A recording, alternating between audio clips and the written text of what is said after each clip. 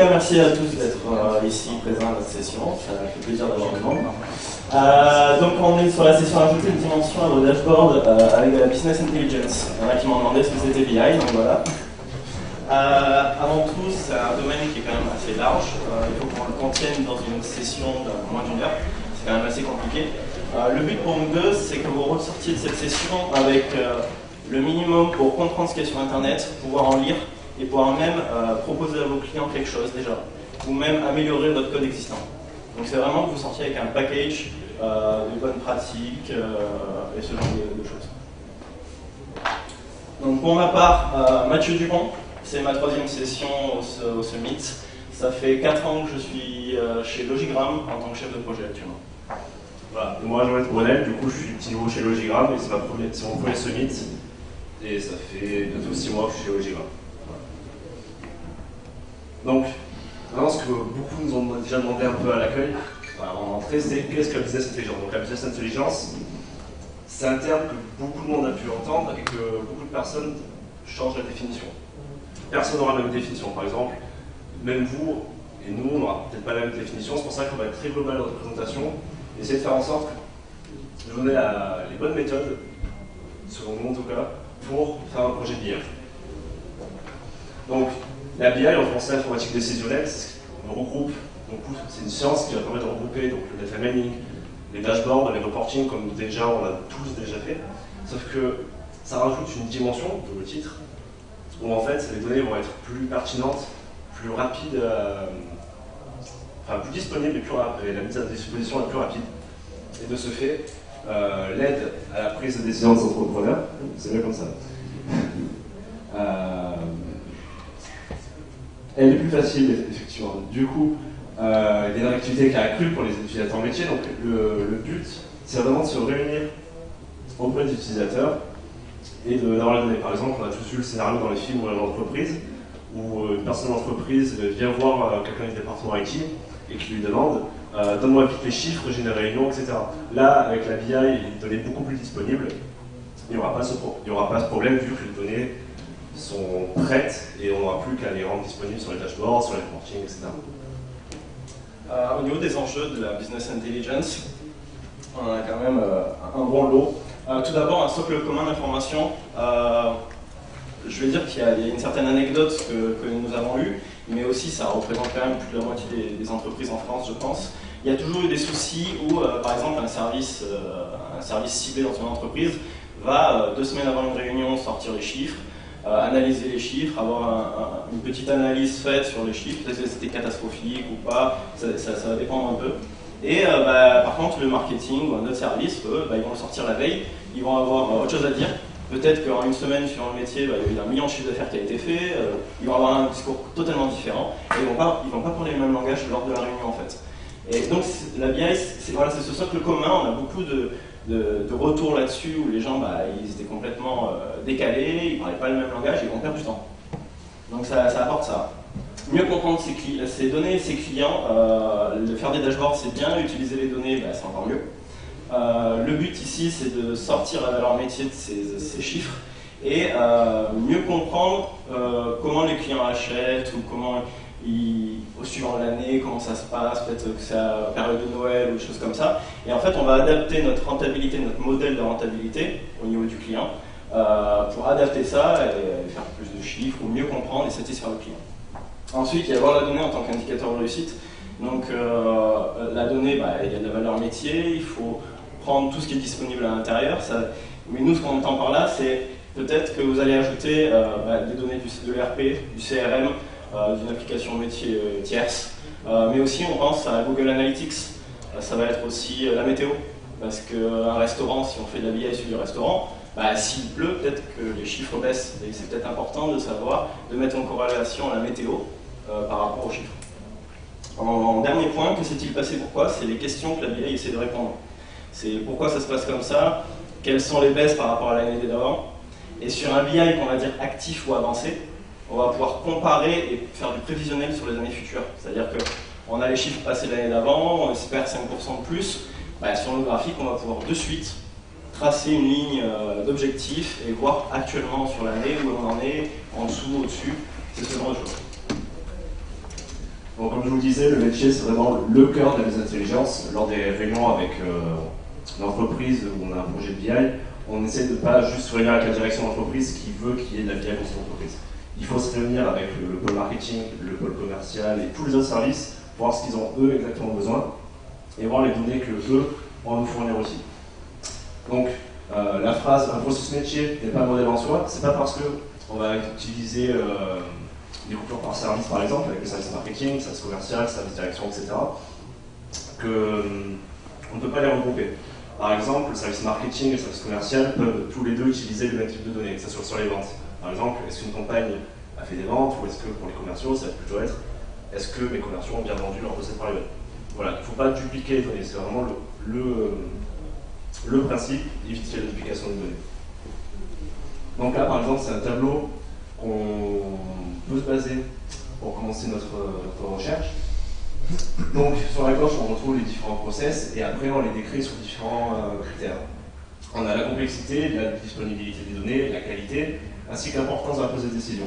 Donc par exemple, là si on prend la ligne marketing, elle a un score de 10 total, achat 7 et ensuite les ventes 15. Donc avec un peu de chance dans notre cas, le process de vente était simple à mettre en place. Il y avait toutes les données qu'on souhaitait, elles étaient accessibles, de très bonne qualité, on n'avait aucun problème. Par contre, si on va à la ligne achat, on se retrouve avec des données peu disponibles, une complexité assez moyenne, et la qualité aussi n'était pas là. Par contre, ça a une importance assez faible, donc il faut voir à ce moment-là avec les décideurs ce qu'ils veulent en faire. Donc là on arrive sur un second tableau, où là en fait il faut se poser des questions auxquelles on va devoir répondre avec notre modèle, avec notre BI. Donc on retrouve par exemple combien d'articles sont vendus en moyenne pour ce mois dans chaque catégorie. C'est une question, comme je vous disais, dans le scénario classique, j'ai besoin de mes chiffres, sortez-les-moi. On retrouve aussi quelle est la quantité de produits achetés par pays, par trimestre en 2015. Donc par où commencer? Parce que depuis le début, on parle un peu de BI, comment la produire. Il est important de savoir par où commencer. Donc tout d'abord, on vous parle de données, donc des sources de données, d'où est-ce qu'elles viennent?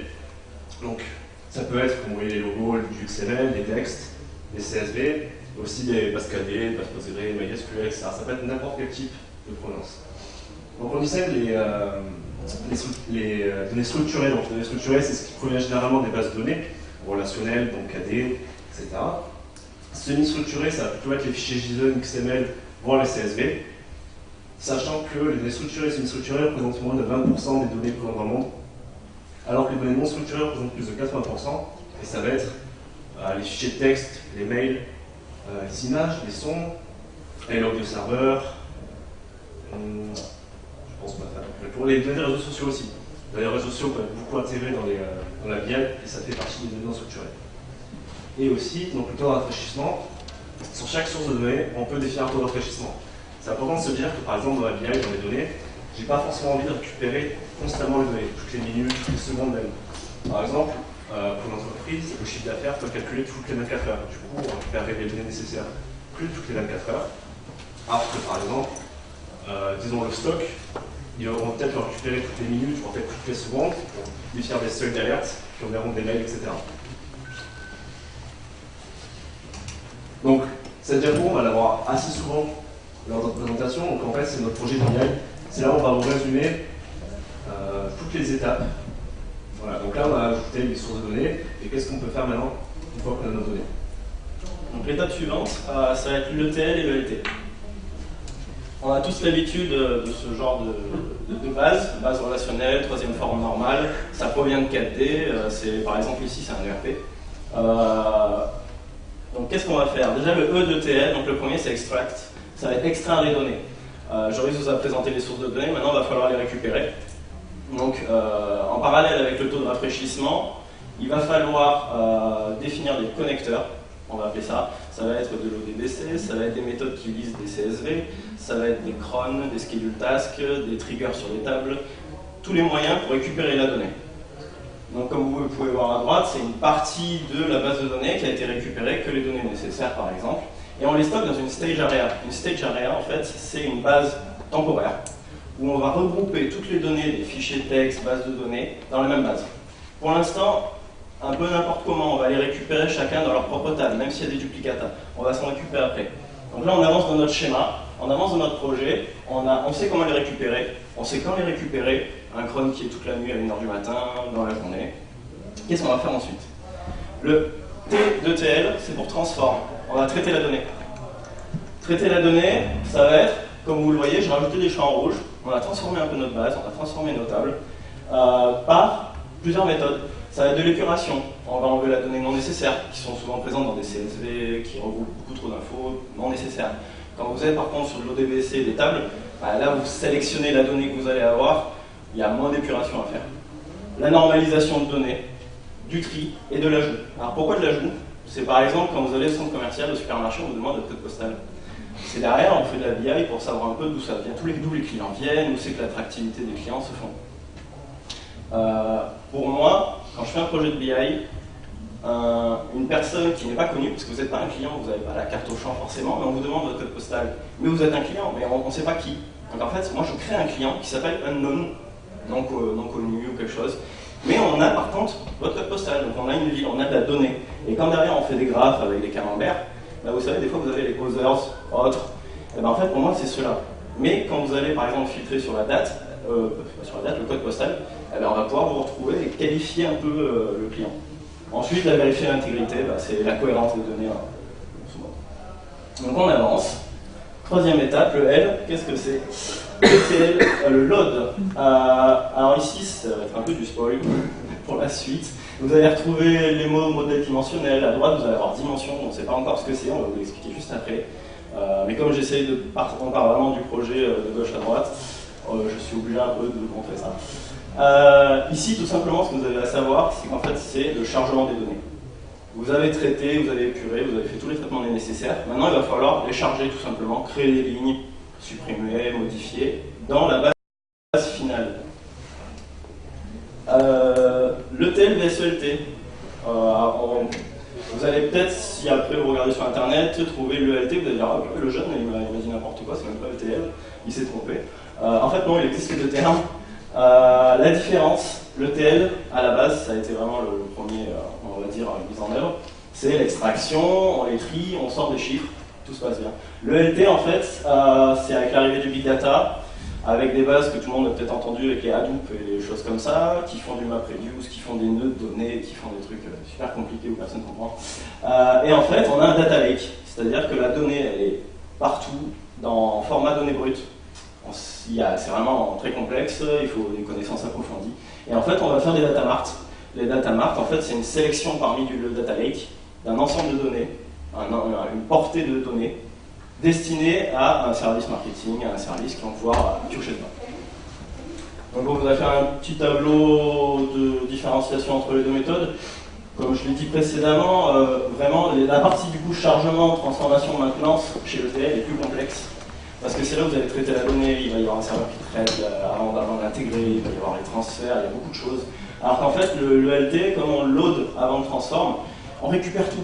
C'est rapide, il n'y a pas de souci là-dessus, il n'y a pas beaucoup de maintenance, on prend tout d'un coup, mais on va le traiter après. Et en fait, c'est sur Hadoop et ce genre de choses, c'est lui qui permet de faire la transformation, et des fois automatiquement, et qui propose des méthodes là-dessus. Donc en fait, c'est un peu simplifié. Par contre, la complexité, c'est autre chose. Là, pour traiter et pour maintenir ce type de base de données, c'est un peu plus complexe, il faut des connaissances. C'est souvent avec beaucoup plus de données, donc il faut faire attention. Donc on a fini le TL. On arrive, je vous ai parlé avant, vous avez vu modèle dimensionnel, mais on ne sait même pas encore ce que c'est, vous me demandez ce que c'était, donc on va essayer de préciser ça. Je vais laisser Joris. Voilà, donc comme Mathieu le disait, on va maintenant stocker notre modèle dimensionnel, mais où ça va? Donc, ça va dans les entrepôts de données. Donc, les entrepôts de données, donc en anglais Data Warehouse, vous l'avez peut-être déjà entendu, lié au Data Mining aussi, c'est tout simplement une base de données.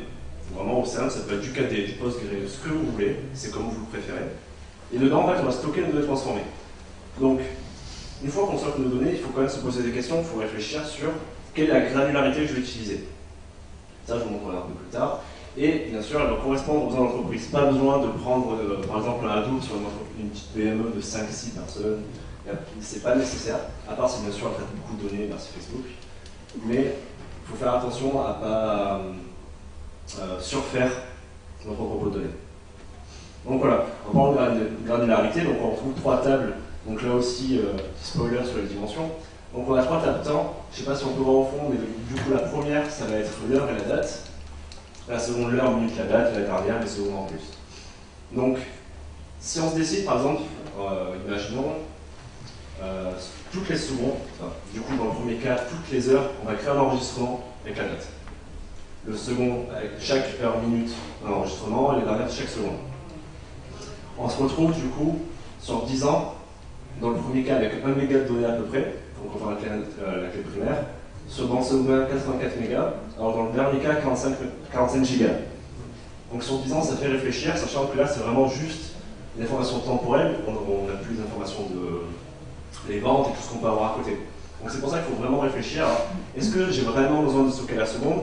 Est-ce que, par exemple, dans le cas des magasins, d'un point de vue statistique, je ne garderai pas des tranches horaires, par exemple, tôt dans la matinée, le midi, l'après-midi ou le soir, pour stocker mes données. Tout ça, c'est une réflexion qu'il faut avoir pour éviter justement, comme je disais, de surfer à la base et du coup d'avoir à payer des disques durs, etc. Et puis, plus c'est lourd et plus c'est difficile à traiter. Il y a aussi, c'est aussi par rapport à l'archivage, il va y avoir une stratégie d'archivage à mettre en place. Garder la donnée 10 ans, je ne suis pas sûr que ce soit nécessaire dans tous les cas. Il va y avoir une politique à mettre en œuvre, ça va être archivé sur 3 ans, 5 ans, suivant les besoins de l'entreprise, ou même différent suivant les tables. Il ne faut pas hésiter à sortir ces chiffres-là, parce que ces chiffres ne sont pas perdus, puisqu'on va sortir ces chiffres déjà de ERP où elle existe déjà, et on va la dupliquer en quelque sorte dans un modèle décisionnel. Donc en fait, la donnée n'est pas perdue, on a tendance à vouloir peut-être même la supprimer, pas forcément l'archiver, mais bon, tout peut se faire. Donc voilà, à présent, on sait où stocker nos données. Donc on retrouve donc le petit carré bleu qui est notre vision un peu d'entrepôt de données. Et qu'est-ce qu'on peut faire par la suite? Donc là, on va maintenant vous présenter les faits et les dimensions, deux termes qu'on a utilisés dans les graphes et un peu à l'oral. Donc tout d'abord les faits. Donc les faits, c'est un peu de questions, un sujet. Donc là, l'exemple, c'est l'une des questions qu'on a pu voir dans le tableau précédent, où je ne sais pas si vous vous rappelez, avec la liste de questions, etc. Où on va retrouver donc quels sont les chiffres de vente de mes magasins en France, comme je vous disais, est-ce que les chiffres de mes commerciaux, etc. Donc c'est à chaque fois une donnée observable, numérique et quantitative. Alors que là, les dimensions, c'est ce qui permet de catégoriser et de donner de la valeur aux faits. Seul un chiffre de vente n'a pas de valeur. Il faut forcément le lier à une donnée, que ce soit un client, un lieu, un temps, la date, oui, voilà.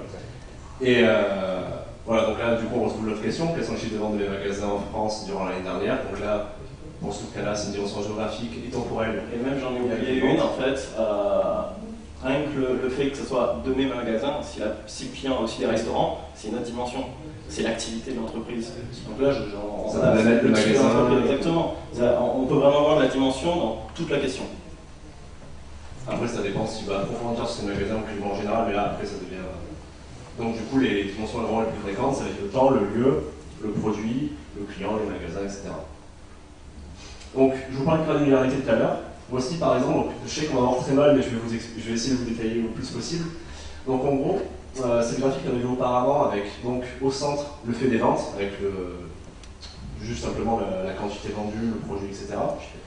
Et sur les côtés, on trouve les dimensions, donc le client, le type de paiement, le produit, le magasin et la date.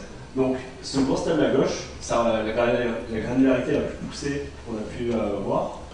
Donc, on a la date, la clé primaire, le trimestre fiscal, l'année fiscale, le mois fiscal, la semaine fiscale, la semaine, le jour, l'heure, la minute, la seconde, etc. Voilà. Donc, imaginez pour chaque vente, si on a un enregistrement de ce table à stocker. Imaginez ça sur 10 ans maintenant, ça commence à faire peur. Donc, on parle aussi de modélisation.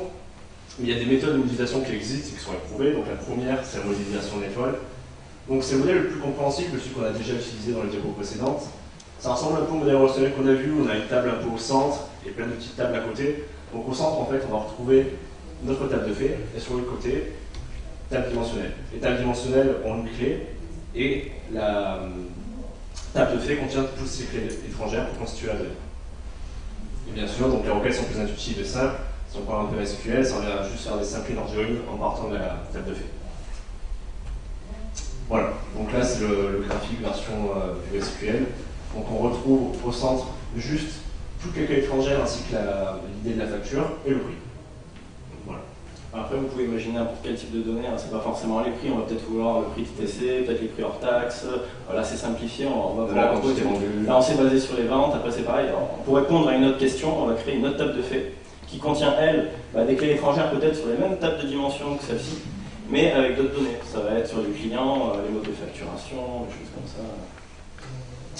Ainsi que la seconde, donc la modélisation en flocons cette fois. Donc les données sont normalisées, les requêtes plus complexes, rien qu'avec le schéma, je pense que vous pouvez déjà imaginer le nombre de jointures qu'il faut faire pour accéder aux tables les plus éloignées. Mais par contre, ça permet d'économiser de l'espace. Puisque par exemple, si tu veux changer, voilà. Donc là, si on reprend par exemple la dimension de temps qu'on avait sur le schéma en étoile, le temps, on stockait la date, l'heure, la seconde, la minute.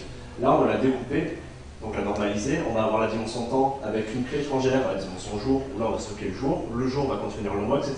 Donc par exemple, ça devient plus complexe à visualiser, mais c'est plus rapide et il n'y a pas de redondance de données, c'est un forme normale. C'est une vraie classique. Alors des fois, vous allez peut-être dans un projet faire un entre-deux.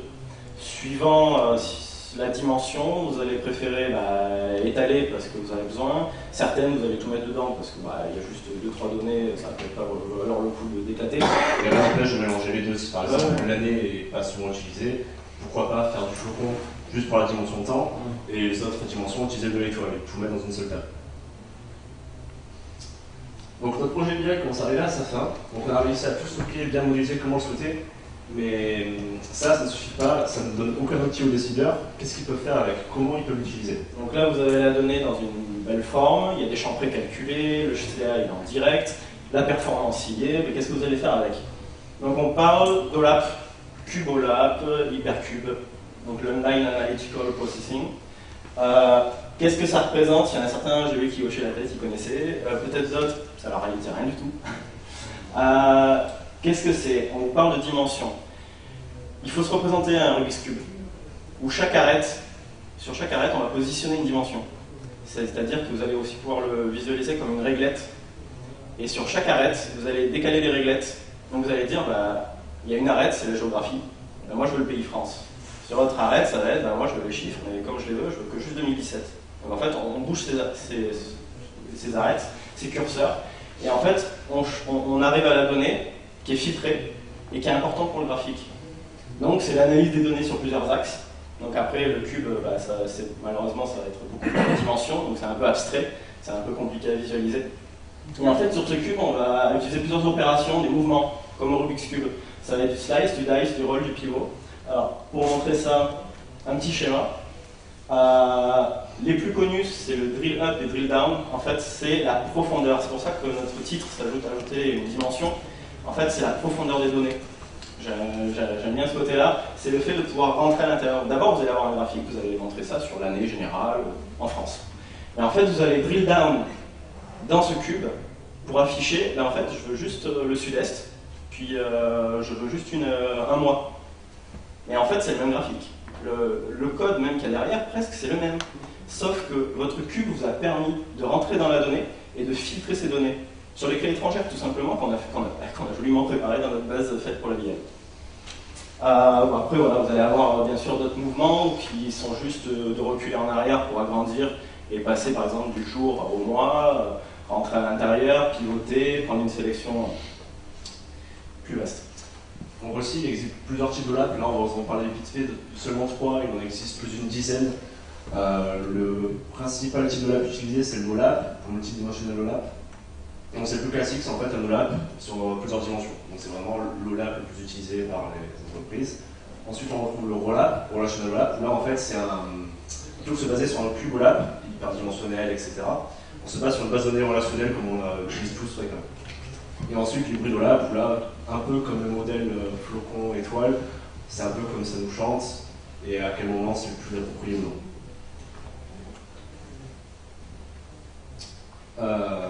Du coup, là on a un cube, mais là on n'a toujours pas les outils. Donc, on va vous présenter les diverses utilisations de ce cube. Donc, comme on vous l'a dit, il y a le lab. Donc là, ça analyse toutes les données en fonction des différentes dimensions. On a par exemple la définition de seuil d'alerte, comme on vous a dit un peu au début, avec est-ce que mon stock est critique, j'envoie un mail, j'envoie un SMS, je fais ce qu'il faut faire.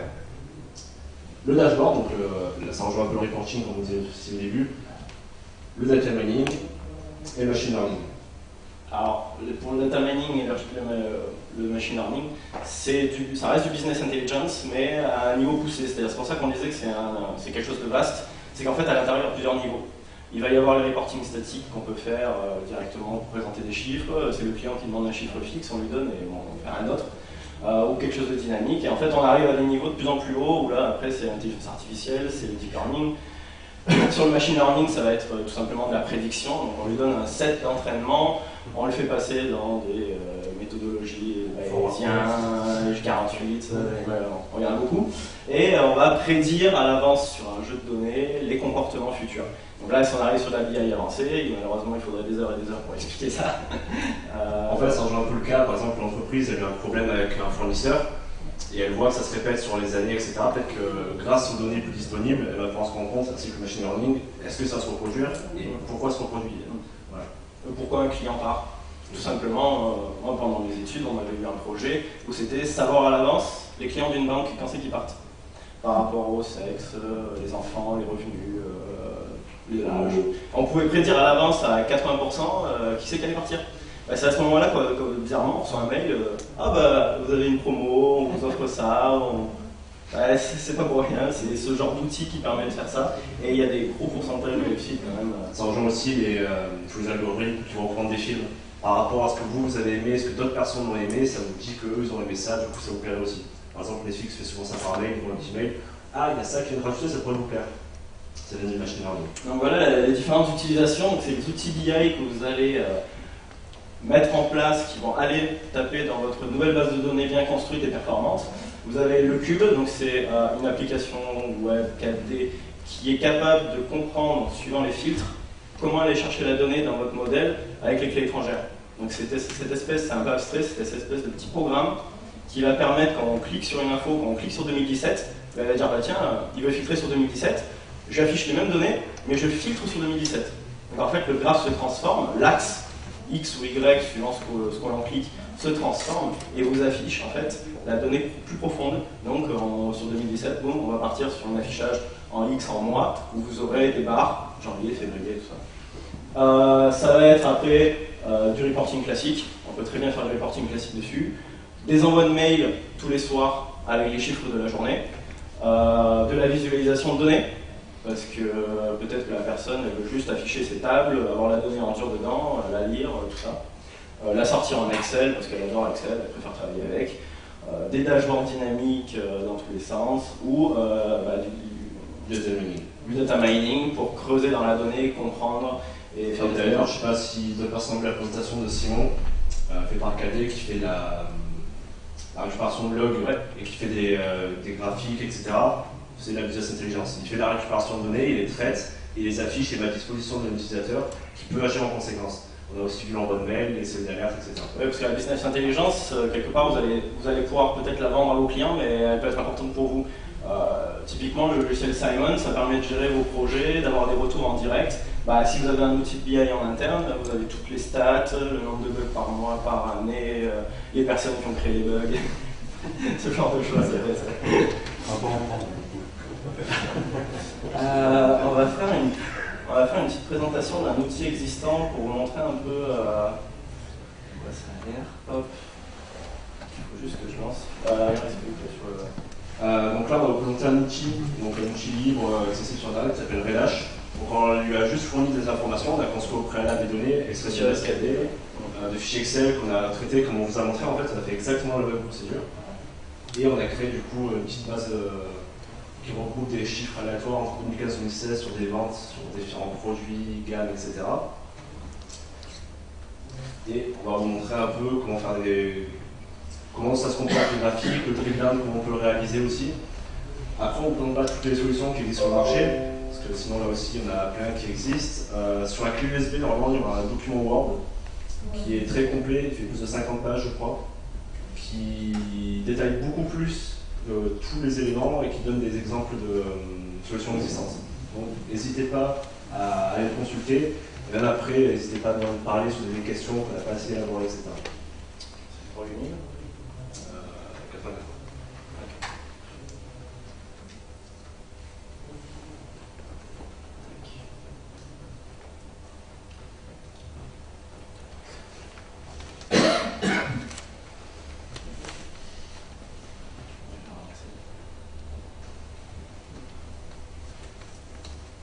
C'est pas facile de faire tourner tout ça sur une petite tablette. Ouais.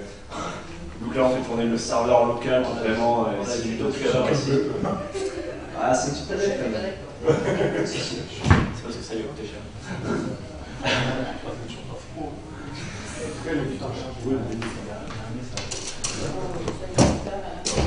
C'est la 17 ou pas? Non, juste la 17 avec Bon, là, en plus, sur une chili, je sais pas si vous connaissez, c'est du coup Docker. Du coup, ça émule une machine, etc. C'est pour ça que c'est un petit peu lent à se lancer. Donc, on ne voulait pas non plus tout lancer pour la conversation, côté de, par exemple, par le.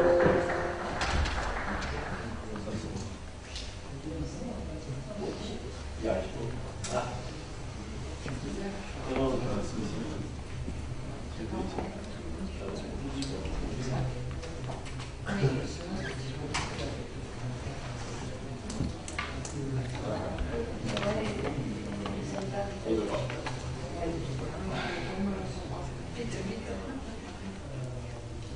Apparemment. Donc ça, c'est mort.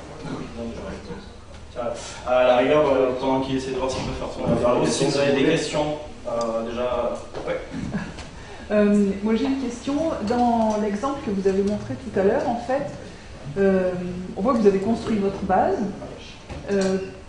Dans l'objectif, celui que vous avez montré, vous avez construit votre base de BI dans l'objectif de répondre à la question quelles sont mes ventes, et donc par magasin, par rang, etc. Si je veux pouvoir répondre à plusieurs questions, il faut que je me construise plusieurs bases ou alors je fais une base plus costaud? Alors ça serait une base plus costaud, c'est-à-dire que chaque question va pouvoir rajouter une table de fait, mais dans le même modèle. Donc chaque table de fait va permettre soit de répondre à une question, mais bien sûr si ça attaque pour deux questions, la table ça se base par exemple sur les factures, ouais. Bah, c'est la même table de fait. Par contre, en bas vous aviez donc, tout aux clés étrangères, et en dessous vous aviez le prix, mais vous allez rajouter en fait tous les champs calculés. Donc je vais enrichir mon étoile ou voilà. mon flocon. Exactement. Vous allez enrichir chaque table, et bien sûr ne pas dupliquer pour ne pas... Mais est-ce qu'au final je ne vais pas revenir à ma base de départ quoi. Alors non, tout simplement parce que si vous suivez la construction qu'on a faite et que vous posez les questions de tout ce qui est archivage, granularité, si je retrouve par exemple une table client, peut-être que vous avez certaines infos à l'intérieur que vous voulez suivre, bah, moi l'adresse, je m'en fous, enfin, j'en ai pas vraiment l'utilité. Et vous allez construire une base qui est complètement différente et vachement épurée. Vous allez avoir une table par exemple qui a 100 champs, dans la table de BI il y en aura 6. Il y en aura 6.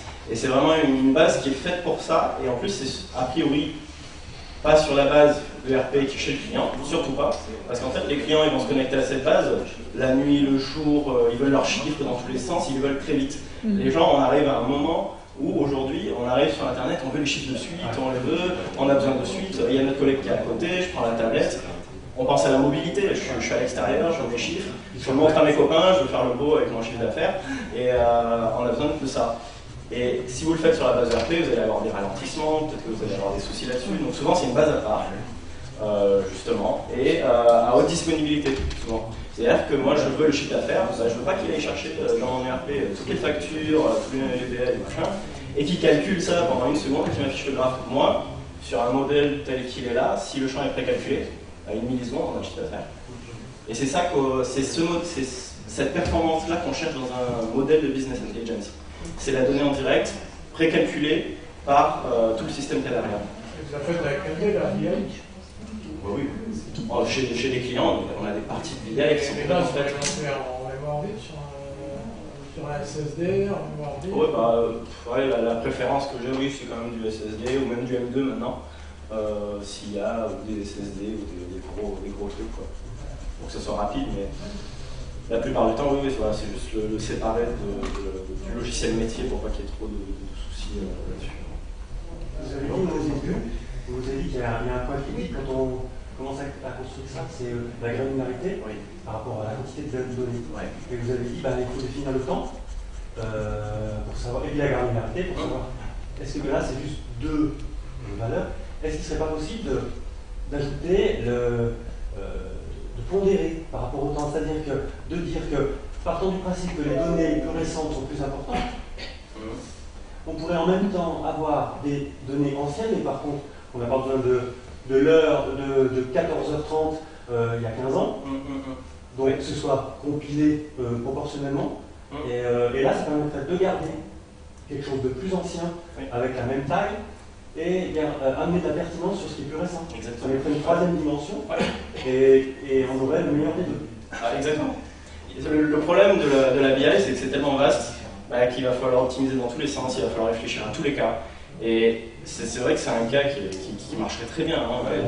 Au-dessus de 3 ans, je ne vais pas besoin d'avoir à la minute. En général, on a besoin de ça, on a besoin de chiffres plus globaux sur les il y a 10 ans. Mais on s'en fout de la dernière heure il y a 10 ans. Par contre, la dernière heure de ce jour l'année dernière, c'est très important. Tout simplement, si les stocks qui sont à la seconde, on va avoir besoin des stocks peut-être d'hier, aujourd'hui ou la semaine, parce que la personne veut peut-être voir une évolution. Le mois, mais le mois, à savoir qu'il y avait 5 articles à telle seconde, oui, non, c'est. Donc, en condensant, on garde le meilleur des deux. Exactement. Exactement. Vous faites des totaux précalculés. Pardon? Vous faites des totaux précalculés. Oui, il y a par exemple, le chiffre d'affaires, on va le calculer tous les jours. Bon, après, l'afficher pour pas chaque sa requête de la somme de Moi, le chiffre d'affaires, globalement, à mes clients, je leur propose toujours que ce soit la nuit que ça se calcule, et le lendemain, ils ont agi moins ça. Parce que à 5h de l'après-midi, entre ce matin qui ça a été calculé et 5h de l'après-midi, je pose la question parce qu'aujourd'hui, vous connaissez SAP, j'imagine. Oui. Comme SAP fait sa base de données in-memory, en mémoire vive, et alors je ne connais pas les techniques dans le détail, mais ils prétendent avoir des temps de réponse de la milliseconde sur des milliards de chiffres. Alors est-ce qu'ils sont précalculés ou pas? Je ne sais pas, vous savez? Ils peuvent. Alors, je ne sais pas exactement comment ça marche derrière, mais j'imagine qu'ils font des vues précalculées de type SQL. Quand on a des vues, on précalcule des champs et des tableaux et des tables qui n'existent pas. Ce genre de calcul, tout simplement, si on fait une espèce de vue chiffre d'affaires qui automatise tout, ou même on peut très bien prévoir, à chaque fois qu'il y a un enregistrement qui s'ajoute, ça va directement mettre à jour en même pas une milliseconde, ça va mettre le CA total de l'année. Si on fait un avoir, boum, ça change, ça machin. Automatiquement, ça recalcule dans une petite table en même pas une milliseconde. On peut très bien on peut suivre un champ auto-calculé. On parlait du temps pour la mise à jour, mais c'est loin d'être la seule solution de mise à jour. Déjà, si ça se trouve, les données qu'on met à jour tous les jours, 95% de ces données, elles n'ont pas bougé. On fait un jour, 2 jours, 3. Donc déjà, il faudrait regarder la vitesse à laquelle se met à jour la donnée. Et puis après, on prend, si elle se met à jour souvent, on a besoin de combien de temps? Maintenant, si elle se met à jour toutes les secondes, on a besoin que d'une heure, Exactement. Mais si la donnée elle se met à jour tous les mois, il est très bête de mettre à jour le CA par rapport à ça tous les jours. Après, il y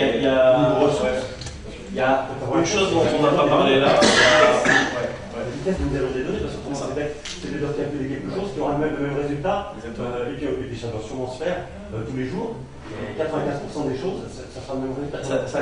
Si on part de ce postulat, juste le temps, c'est bête. Et puis ça ressources, du coup ça apporte un point en plus qu'on n'a pas cité précédemment, que vous trouverez même dans le PDF que vous avez sur les clés, parce que vous avez le détail exactement de toute la session, avec des points supplémentaires, des petits exemples, des petits graphes en plus, donc n'hésitez pas à aller voir ça. Vous avez aussi le PowerPoint. Il y a un point qu'on n'avait pas évoqué, et ça me fait rebondir là-dessus, c'est la stratégie quand on arrive à l'ETL, où on load, où on charge. Ici, on peut trouver sur Internet des gens qui ont des stratégies différentes, c'est-à-dire que soit chaque nouvelle donnée ajoute un enregistrement dans la table finale, donc on va tout le temps ajouter un enregistrement. Certaines stratégies préconisent que si elle est non nécessaire, c'est une update de la ligne finale et non un ajout. Oui, parce qu'il y a des identifiants uniques qu'il faut gérer derrière, et puis ça va augmenter les rien, etc. Exactement. On identifie toujours la même donnée, la même façon, c'est toujours le même type de données. Ça change tout ça, à ce niveau-là, et puis au niveau ressources, c'est beaucoup plus difficile de créer à chaque fois quelque chose, parce qu'après il va falloir nettoyer, que de simplement mettre à jour quelque chose d'existant. Voilà. Après, tout dépend de la base de données qui est Oui, aussi parce que sur Hadoop, c'est pas adapté. Hein. Ah oui, la double, il récupère. On le fait différemment. Par contre, il a lui des outils puissants de calcul sur la donnée vaste qui va prendre beaucoup moins de temps que si on faisait un transform et qu'il est adapté à d'autres situations. Puis il faut aussi choisir ses outils par rapport au client. Hein. Si le client c'est 5 employés, mais il veut ses chiffres du mois, il veut ses chiffres de l'année, on ne va pas mettre la même chose qu'une boîte qui a 1000 personnes, qu'il y a différents pôles, que chacun a des données différentes, qu'il va falloir regrouper, tout ça. C'est pour ça qu'au tout début, vous aviez le tableau avec chaque pôle, voir un peu l'importance, vous allez dire, celui-là c'est plus compliqué, il va me prendre plus de temps, mais celui-là, je peux vous le faire de suite. Il y a une dispo hallucinante des données, je vais vous faire ça très vite, ça va être bien, après on va faire. Et en fait, le projet, en parlant avec les utilisateurs, les dirigeants, vous allez mettre en place une stratégie pour... Alors, là, je ne vais pas relier Internet. En fait, imaginez la partie en bas, c'est une carte du monde. Voilà. C'est juste que vu qu'il y a Internet, on ne peut pas la charger. Mais là, en fait, par exemple, chaque point va représenter la quantité de clients sur un pays. Voilà ce que Rénage permet de faire. Donc là, c'est basé sur les chiffres comme je disais, qu'on a générés. Et du coup, on a des combats. On s'est un peu basé sur les autres. Ouais, non. Donc le but là de vous présenter ça, c'était, vous savez quelle est la profondeur, parce que pour moi, je vous fais pareil que vous, c'est un dashboard, ça marche de la même façon. Là, c'est pas une solution qui est au lab complète, mais on a ajouté notre propre dimensionnement à travers cette application. C'est-à-dire que là, les dates, là, on peut cliquer dessus. Je vais prendre par exemple, c'est quoi le mieux? Je vais prendre un type de marché. Moi, si je clique sur un type de marché, j'arrive sur un autre dashboard qui rentre dans ce marché-là et qui analyse les chiffres de ce marché sur lequel j'ai cliqué. Donc en fait, je suis rentré dedans. Donc ici, voilà, hop, j'ai mes chiffres sur mon marché en fonction des années, comparatifs, les volumes, les poids, tout ce que par exemple votre client va vous demander ou que vous trouvez pertinent à lui montrer aussi, parce que vous avez peut-être de l'expérience là-dedans et vous savez ce qu'il faut lui montrer. Il n'y pensera pas forcément. Donc voilà, ça va être toutes sortes de chiffres. Mais voilà, sur ce marché-là, moi je sais que ce groupe de clients, il a tel chiffre au total, il a tel CA. Vous voyez, c'est même plus du calcul du CA au client, c'est par aussi groupe de clients. On va vraiment calculer dans tous les sens et toutes les dimensions et toutes nos petites réglettes les chiffres. Ouais. Alors après, ce qui va se passer, c'est qu'on va arriver vite à un problème, c'est que la trop forte quantité de données va nuire à la compréhension et à l'analyse. Et derrière, il faudra un ingénieur qui va analyser ça, parce que le client, il y en aura trop là.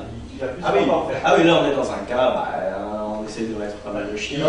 Réduire, donc on peut faire l'inverse. Il faut arriver à... Voilà, faut pas se faire, il faut avoir plein de choses. Et puis maintenant, on va utiliser des ressources pour ramener les choses à quelque chose d'humain.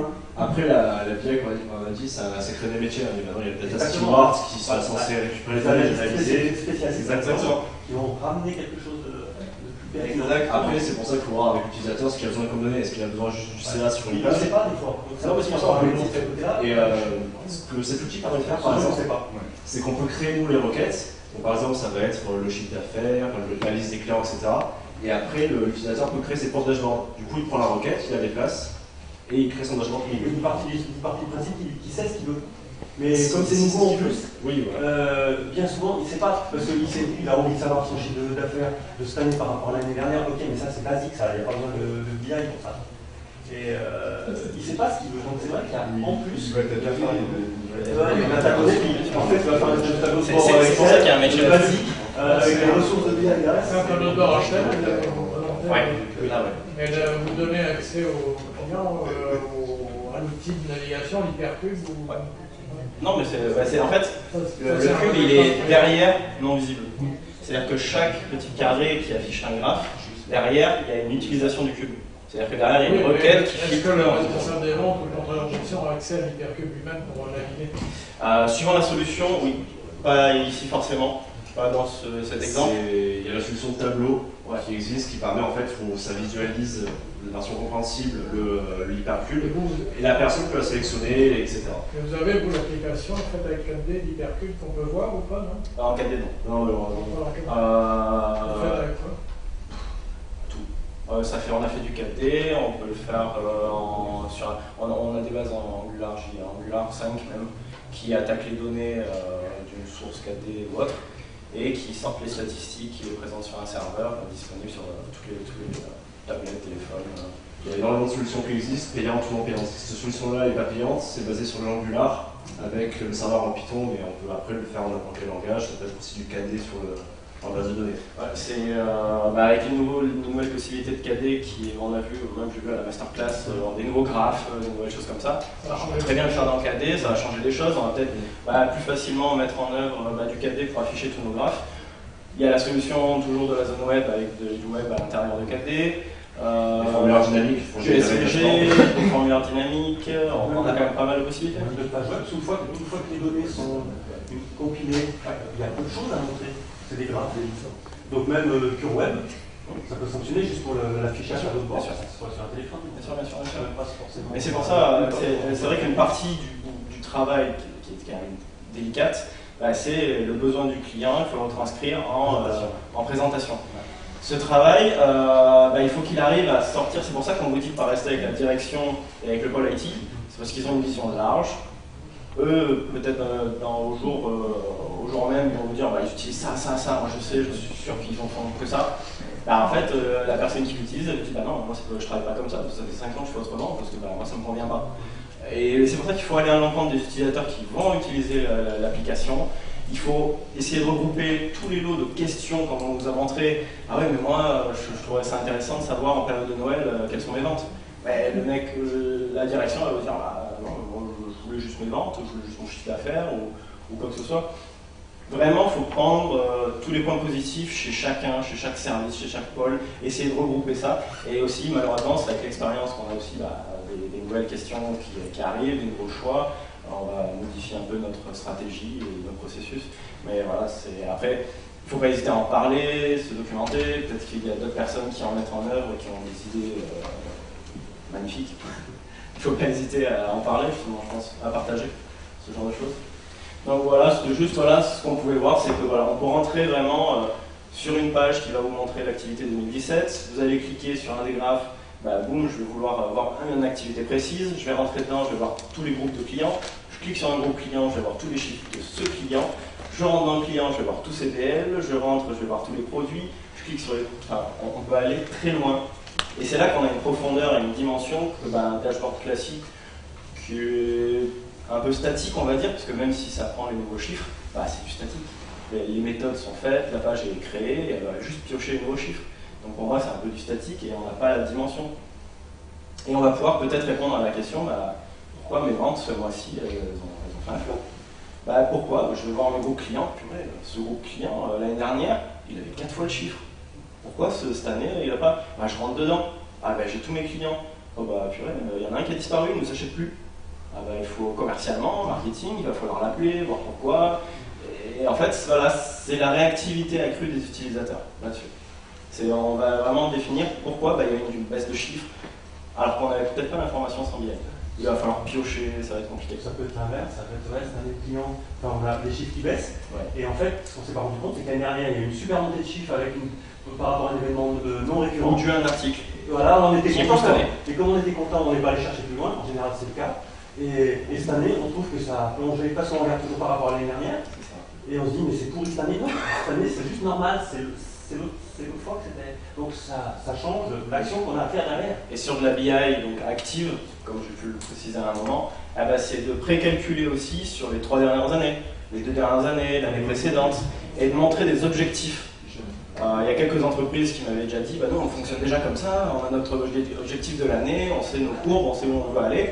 Mais ils l'ont sur un Excel, sur un petit papier sur le bureau collé à l'écran. Mais là, vous allez avoir une ligne rouge, voici, et puis la courbe qui va monter au-dessus et descendre en dessous. Peut-être vous allez afficher toutes les années. Puis vous allez peut-être vouloir cocher sur les graphes de ce style. Vous allez peut-être, la souris, vous allez cocher sur 2016, 2017, vous allez peut-être avoir 4 années, puis enlever certaines années, rajouter des années. Il y a des outils qui peuvent vraiment vous faire de grandes choses. Vous pouvez exporter des graphiques, je peux le récupérer en Excel, en CSV. Il y a beaucoup de choses à faire et c'est un domaine vraiment où on peut vraiment si vous aimez ça, approfondir le sujet, même sur Internet. Et j'espère que la présentation vous a permis d'avoir un vocabulaire et une compréhension du sujet qui vous pousseront à aller plus loin même.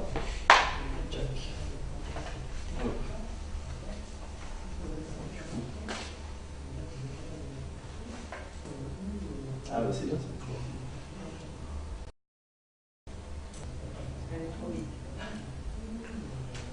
Hop. Bah, merci beaucoup en tout cas.